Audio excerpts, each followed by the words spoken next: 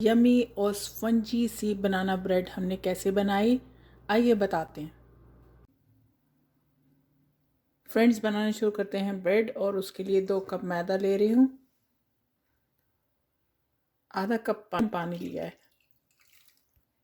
इसमें 1 चमचा यीस्ट का हम मिलाकर रख देंगे और इसको मैं कोई 5 मिनट रखती हूँ। ये हम यूटिलाइज़ कर रहे हैं अपने पुराने केलों को, यानी जो थोड़े से लगता है कि गल गए, उनको यूज़ कर रहे हैं। मैं 2 केले ले रही हूँ, कांटे से हम इनको मैश कर लेते हैं।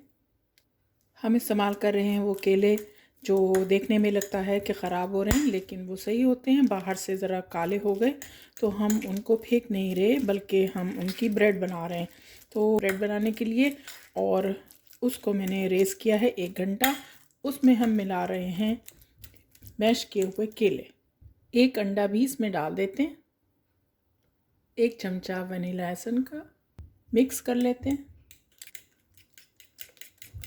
आटे में मिक्स करते हैं। ट्रे को ग्रीस कर लेते हैं। आटे के मिक्सचर को हम डाल रहे हैं ट्रे में। इस डो के ऊपर हम थोड़े से सीड्स डाल देते हैं। तो अगर आप चाहें तो बादाम और पिस्ता से भी डेकोरेट कर सकते हैं।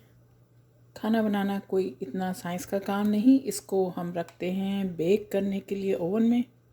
देखें कितनी ज़बरदस्त हमारी ब्रेड बन गई। और अब हम इसको पहले चारों तरफ से नाइफ़ से निकालेंगे,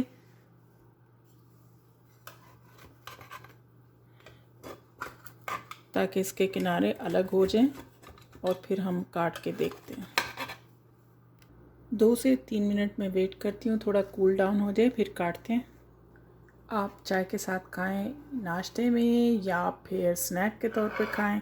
ये देखिए कितनी ज़बरदस्त है। काटते हैं। सॉफ्ट स्पंजी हमारी बनाना ब्रेड तैयार हो गई। आपको हमारी रेसिपी कैसी लगी प्लीज़ बताइएगा, ट्राई कीजिएगा और अपने फ्रेंड्स से शेयर कीजिएगा। Thank you for watching.